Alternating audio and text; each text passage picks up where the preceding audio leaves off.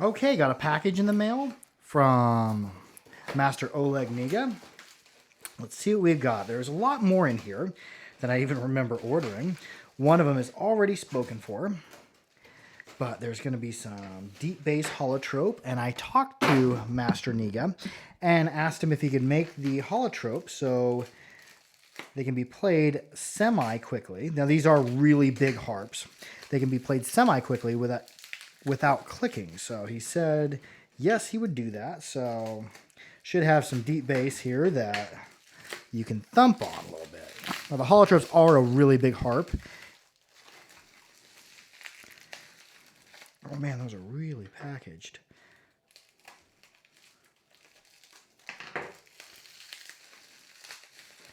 I know there are some in here that are not holotrope, and one of them is going to someone who it was custom made for. Gratefully, he's made it out of Ukraine.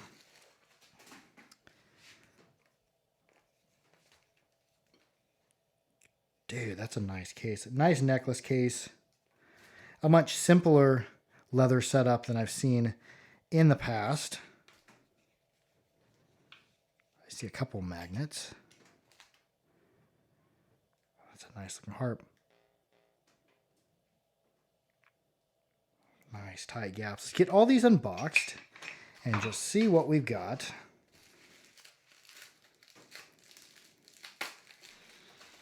Wonder if I'll end up editing this video for time or just make it a long one, because it does, when they're packaged like this, it's very secure. It's much more secure than just leaving the harp cases loose in a box, but it does add a little bit of time. So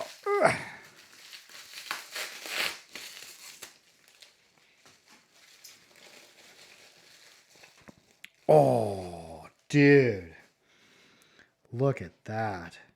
That's got a sheen to it too. So there's just a simple tie on the back.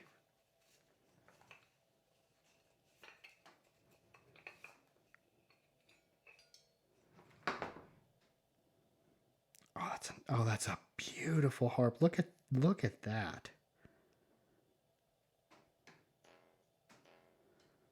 Oh yeah. Oh, that's gonna play beautifully. There's an E, probably an E1. On the side, oh, and beneath it is a magnet and a magnet holder with two little magnets in it for dropping the tone. Let's see what else we got here.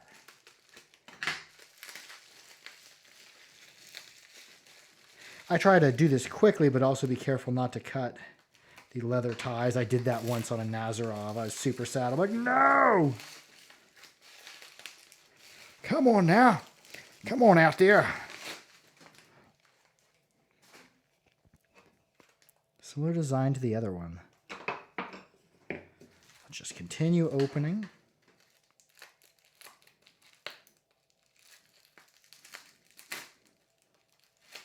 Got my little scissors here.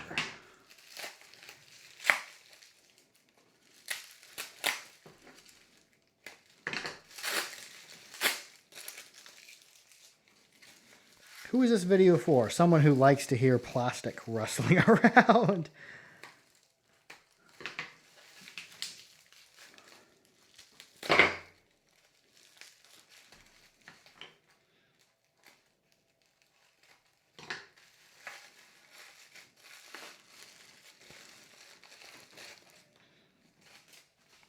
Another big harp. That harp, I don't have small hands, and that thing is as long as my hand.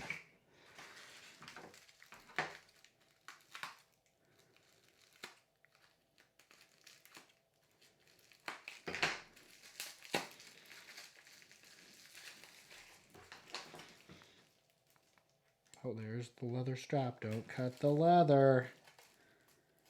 Oh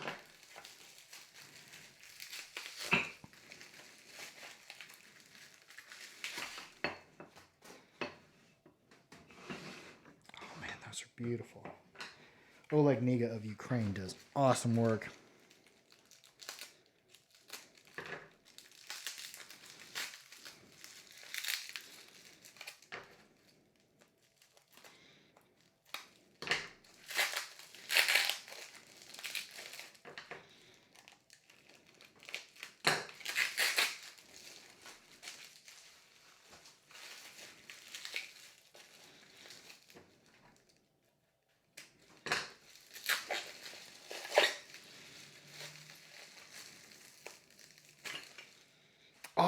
And there is the one that was custom made for a friend of mine.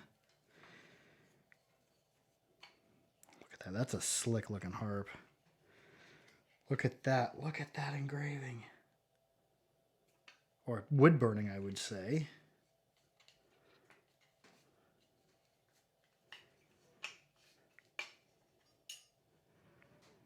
Comes with a couple magnets, and it looks like a place to hold the magnets.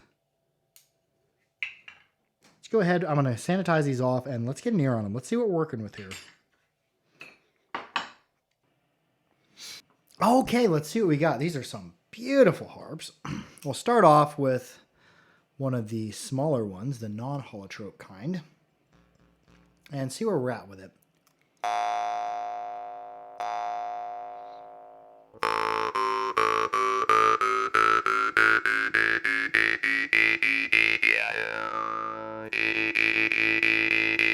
A very clean, dry sound. And I'm noticing no clicking even under fast play.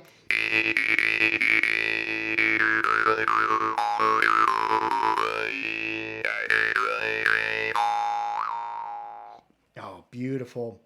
I got nice tight gaps, a slight relief at the end. That's what I want to see for fast play. And in between the two shots, I went ahead and took a moment and sanitized them all off to save us on time.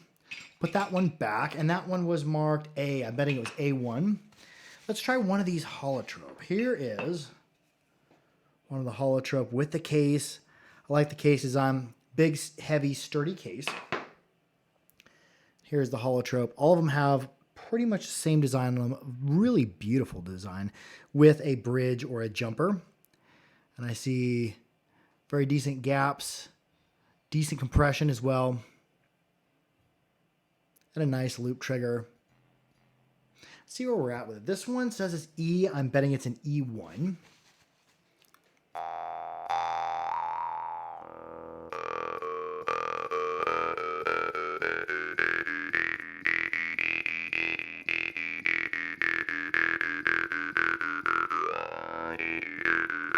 Oh, those are super easy to play. He gapped them a little bit looser than he normally would, just to allow for fast play. Because some of the bass players, especially with these big bass, they want to hammer on a bit.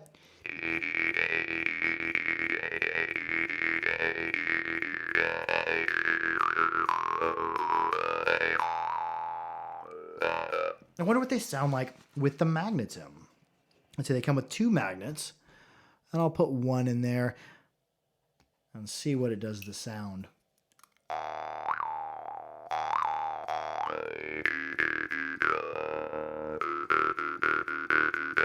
Here's with 2 magnets in there. Now, I don't see a place where 2 magnets would fit in there. I wonder if I put it in the knee bend. I'm seeing that they just fit 1 magnet, but it comes with a spare. That's what I would say these are for.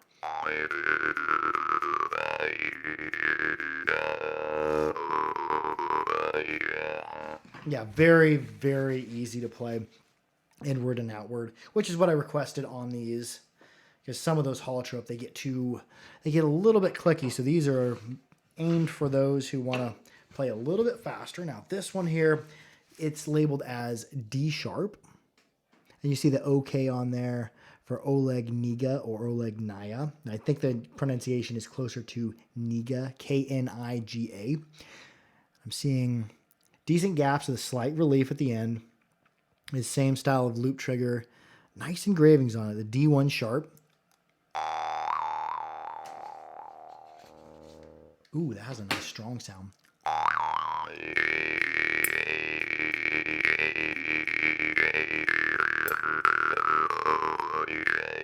I'd say this one is definitely louder than the E1, the D1 sharp, but not as easy to play fast.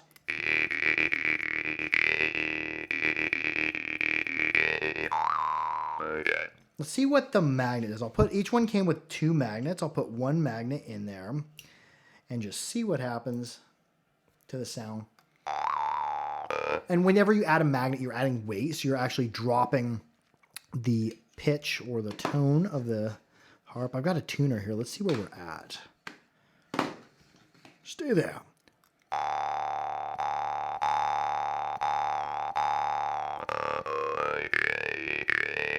The tuner's actually not working right now. Let's see. Let's keep moving with these. Oh, I really like that one. We'll take the magnet back out. And give her some oil. And all these will be for sale. I don't think I'm going to keep one for myself. I've got about 200 harps, and jaw harps are getting harder to get now because of the war. So I've got 200-ish harps for my collection. So all of these will be up for sale on the harpery.com. You can click down in the link in the description, or you can just go to rarities and unboxing page. Let's check this one out here too. This one's an F. I'm betting it's an F1 bass. I'm seeing decent gaps, decent compression with a slight relief at the end, and his style of loop trigger there. Yep, F1 right on the money.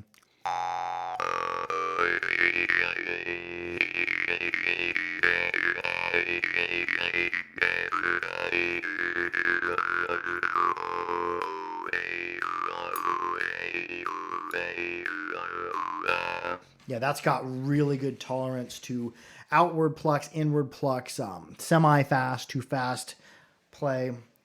Let's see what happens when we put the ball in. I'm saving the one with all the engravings for last, but that one's already spoken for. But let's see. We use that F1.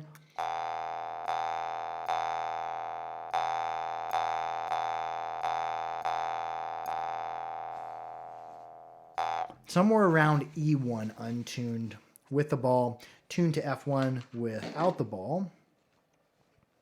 Let's keep this moving. We got a couple harps left. It's been a long week, but it's been a good week. I'm glad I got to shoot an unboxing. Harps for really rare, interesting harps are getting harder to come by now because of the war. So we're going to do as many unboxings. And we've got some cool unboxings coming up as well. So this one out. D, I'm betting it's a D1. I like that when makers label or engrave harps. It's nice to just pick up a harp and know what note it should be. A little bit of oil on the trigger. Get that off there. Yeah, it's D. My tuner turned off. Come back on now.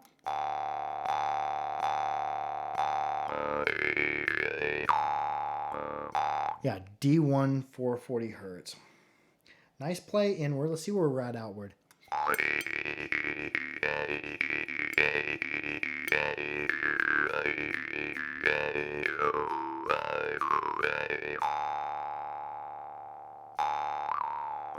With a harp like this, you got long sustain, because this reed, it's 2/3 probably 3/4 as long as my head. I'd say it's somewhere around 6 inches-ish long. Let's see what it sounds like with the magnet in. Anytime you put a magnet on a harp, anytime you add weight, you're going to be dropping the tone. Somewhere around C1 sharp.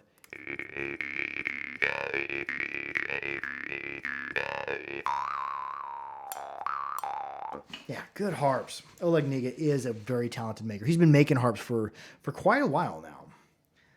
Since about, probably, if not before the time I started this jaw harp channel.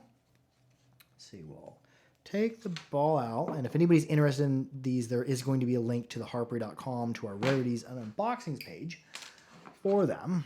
And I don't know if I'm going to be able to get any more. I talked to Oleg Kniga. I'm like, hey, can you get some more made as well? Because I know that people really, really like the big basses, especially basses that you can play inward and outward. And he's like, well, metal's getting kind of hard to come by in Ukraine right now. I don't know if I can make any more harps or not.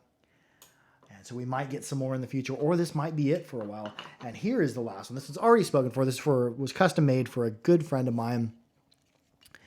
And you see it has a picture of a bird, eagle, or raven, and a whole entire, now it's hard to get the camera to pick this up, but there's a whole entire outdoor scene on the necklace case. And these two smaller ones do have necklace cases, while the others are more of a more of a pocket carry case or hand carry case, because this is just so, a holotrope, a deep bass holotrope is so big and heavy you wouldn't want it hanging around your neck anyways. So let's see where this Raven harp is at. And I like how there's a built-in place in the harp case for the magnets. Let's see, this Raven harp. Oh, I'm seeing nice. Oh, those are nice. Look at that. Those are nice gabs. That looks reminiscent of some of the Yakutian harps, but this is a Drymba. And this one is a G1, is the note she requested. See where we're at. Those are nice gabs. Ooh.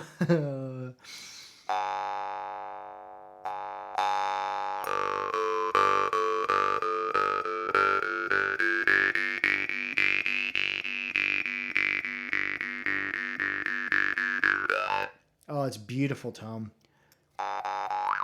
Good outward play as well.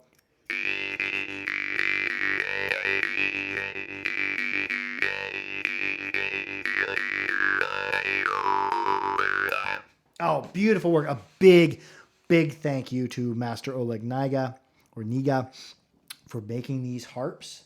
Let's try this with the ball and see where we're at. Ball goes right in the trigger loop.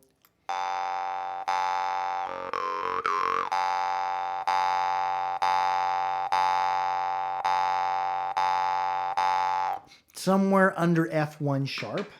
Beautiful harps, beautiful tone.